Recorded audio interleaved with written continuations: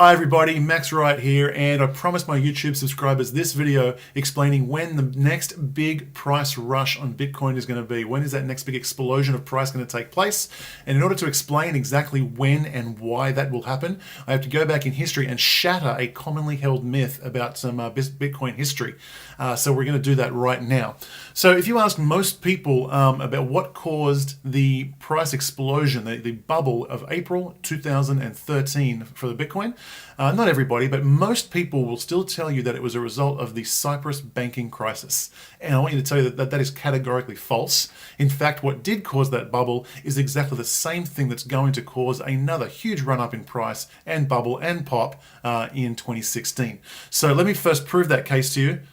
I have here the Bitcoin price of that period. And so we're over here in December of 2012. You'll see that the Bitcoin price is hovering around $11 or $12. Now, the Cypriot banking crisis, the bailout was agreed on the 25th of March. In fact, it was the weekend before where the banking crisis happened. I think it was that 23rd of March.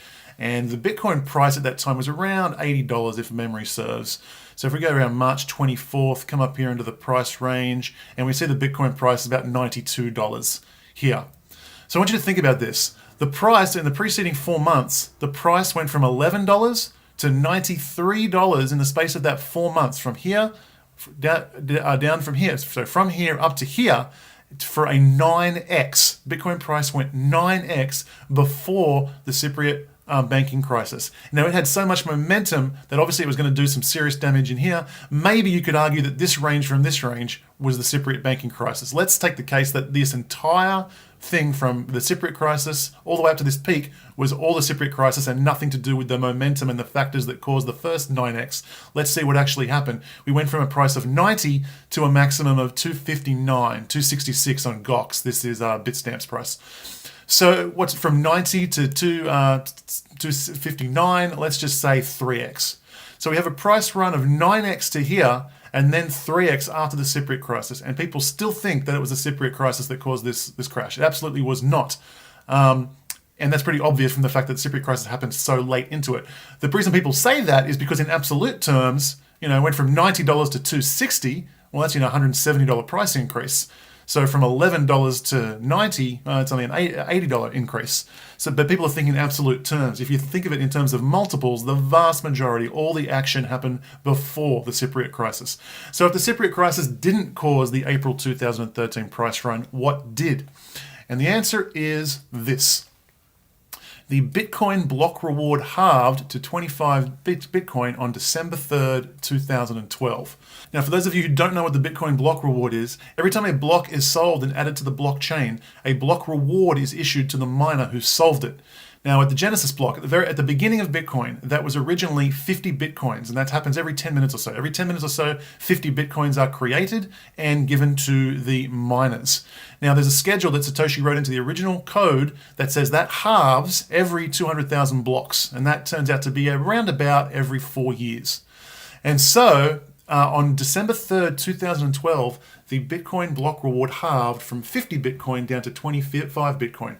What that meant is the rate of inflation of the Bitcoin currency supply halved.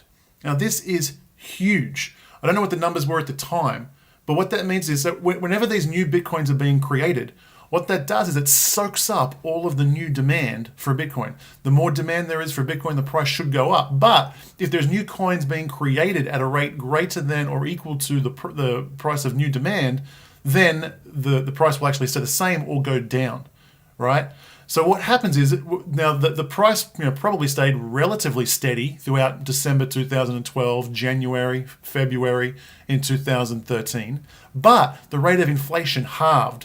So when the rate of increase of supply halved and the rate of demand stayed constant, what that meant is the price was bid up rapidly. And that started the wave of the bubble that happened. And that is the big thing. When you wrap your head around those concepts of inflation and that these new blocks soak up that demand, you really get to understand why that bubble happened back in 2013, early 2013. It was here in December of 2012 that the block reward halved, and it's the following 4 months where we see, crazy price raises from 10 to 260. That's 26x, and the vast majority of that curve occurred before the Cyprus banking crisis.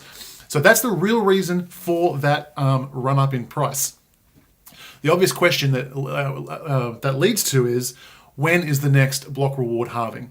And the answer is it's going to occur sometime around August of 2016, I believe, if the current trajectory stays close to what it should be.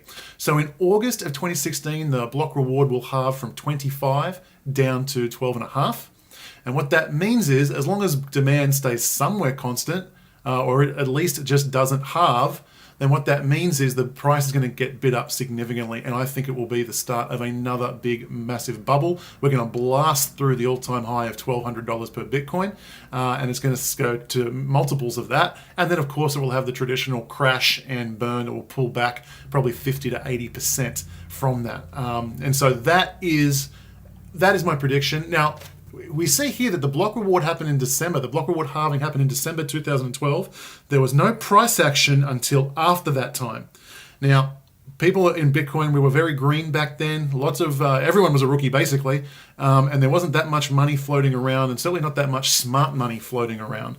But I think people have learned from this lesson, and I don't think they're going to wait for the actual block reward to happen before they start loading up on Bitcoins. I think people are going to be front running this bubble, and I think for possibly as early as Q1, but probably more likely Q2, Q3 2016, that's when people are going to start front running and start massively hoarding up on their Bitcoin, building up their reserves so that they can enjoy the fruits of that massive rush of Bitcoin price increase after the block reward halving of August 2016. So I expect that bubble to start Q2 2016.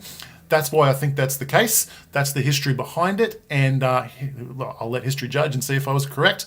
So thanks for that. I really hope you enjoyed this video. Please subscribe if you're not a subscriber to this YouTube channel already. I do lots of Bitcoin videos, lots of libertarian stuff, freedom-oriented stuff, politics, economics. I think it's really, really interesting. I think it's really, really valuable as well. The next video I'm going to do, I'm going to dig a little bit deeper into an article that was written on the Bitcoin subreddit, which claimed that Bitcoin does not solve a large part of the remittance problem and doesn't make remittance cheaper.